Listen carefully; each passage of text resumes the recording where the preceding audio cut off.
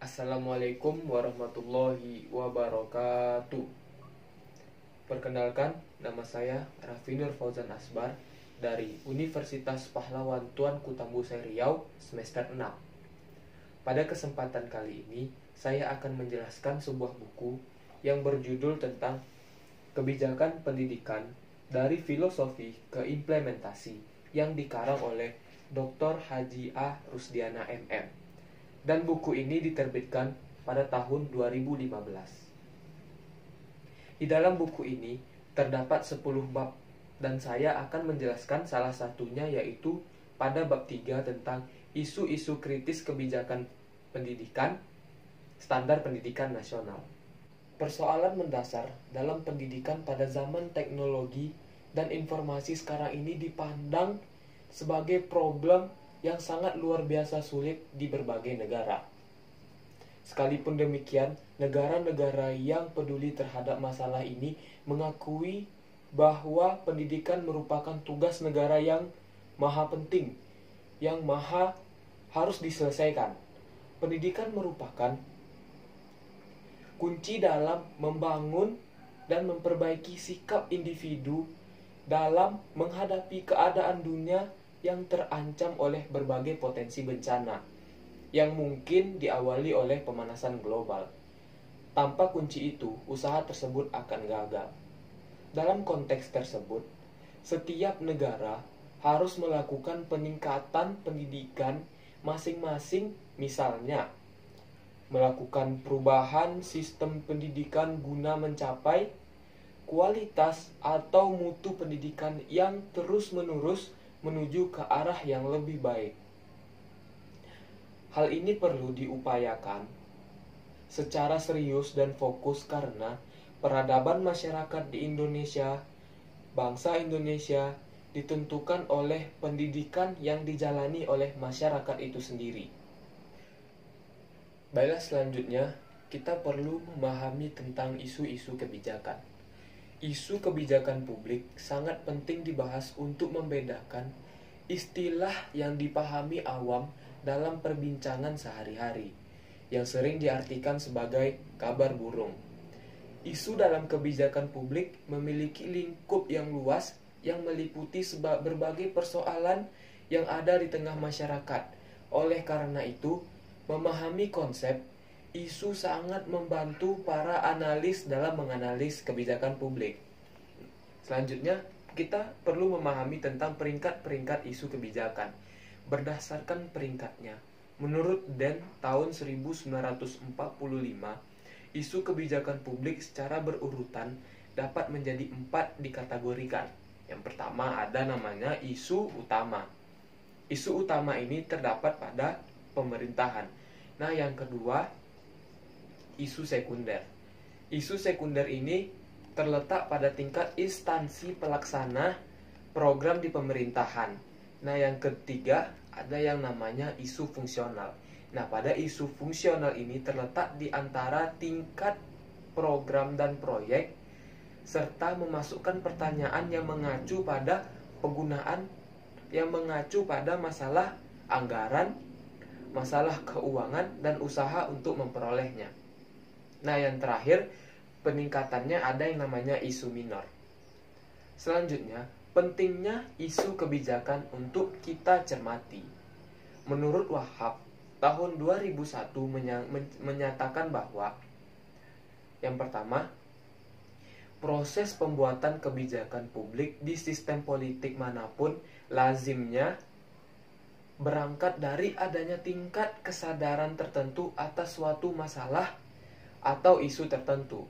Nah, yang kedua, derajat keterbukaan, yaitu tingkat relatif demokratis atau setidaknya suatu sistem politik diantaranya dapat diukur dari mekanisme menganalisisnya isu menjadi agenda kebijakan pemerintahan dan pada akhirnya menjadi kebijakan publik.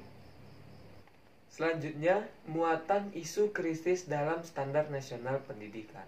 Seiring dengan disahkannya Undang-Undang Nomor 19 Tahun 2005, perubahan yang terjadi di tatanan pendidikan di Indonesia untuk mencapai standar minimum yang telah ditentukan oleh pemerintah. Di samping itu, terjadi penolakan standar nasional pendidikan. Adapun beberapa alasan yang menyebabkan belum layaknya standar nasional pendidikan diterapkan secara nasional sebagai berikut. Yang pertama, pertumbuhan ekonomi yang tidak merata di setiap daerah. Kenyataan menunjukkan bahwa perubahan ekonomi berandil besar dalam perkembangan aspek kehidupan lain, tidak terkecuali pada bidang pendidikan. Tidak terkecuali yaitu pada bidang pendidikan. Di daerah yang memiliki hasil alam yang tinggi, perkembangan pendidikan tidak sesuai dengan harapan. Walaupun sudah dikeluarkannya Undang-Undang Nomor 22 Tahun 1999 tentang otonomi daerah. Yang kedua, sarana fisik yang masih kurang memadai. Masih banyak sekolah dan perguruan tinggi yang keadaan gedungnya tidak layak pakai.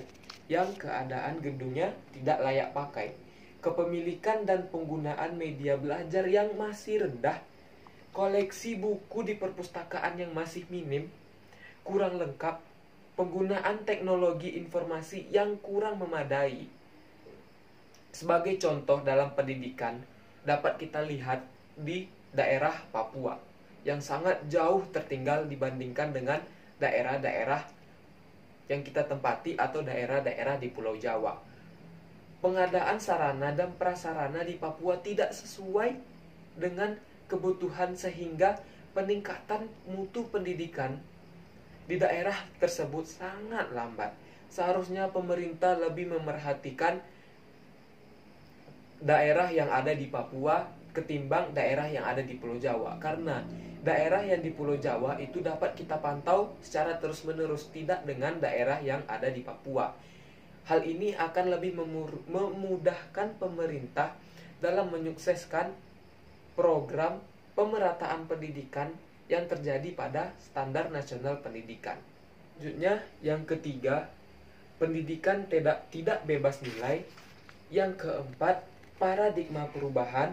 Dan yang kelima, lemahnya mental masyarakat.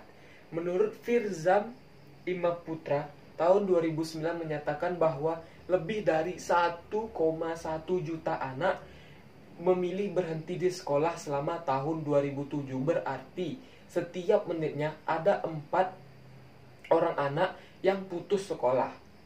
Salah satu faktor yang mempengaruhi tingginya angka putus sekolah di Indonesia, yaitu yang pertama adalah dorongan dari orang tua, dari keluarga yang tidak mampu. Dengan kondisi demikian, anak kemudian dikondisikan untuk mencari uang untuk menambah penghasilan keluarganya. Berdasarkan uraian di atas, dapat ditarik kesimpulan sebagai berikut. Yang pertama, solusi sistematis dapat diterapkan, yaitu solusi dengan mengubah sistem sosial yang berkaitan dengan sistem pendidikan. Yang kedua, standar pendidikan nasional harus diterapkan bebas nilai, bukan dengan memuat muatan politik praktis melalui pemberian wewenang yang jelas dan pada elemen pendidikan yang tepat. Yang ketiga, solusi untuk masalah-masalah teknis dikembalikan pada upaya praktis untuk meningkatkan kualitas sistem pendidikan. Nah, yang terakhir, standar nasional pendidikan harus diterapkan secara total dan benar sesuai konsep, harus melalui strategi advokasi yang tajam dan komitmen stakeholder secara menyeluruh. Selain itu, dilakukan sosialisasi bagi komponen-komponen pendidikan dari tingkat nasional, provinsi, hingga daerah kabupaten kota, lembaga swadaya, masyarakat, dan masyarakat. Demikian dari saya. Assalamualaikum warahmatullahi wabarakatuh.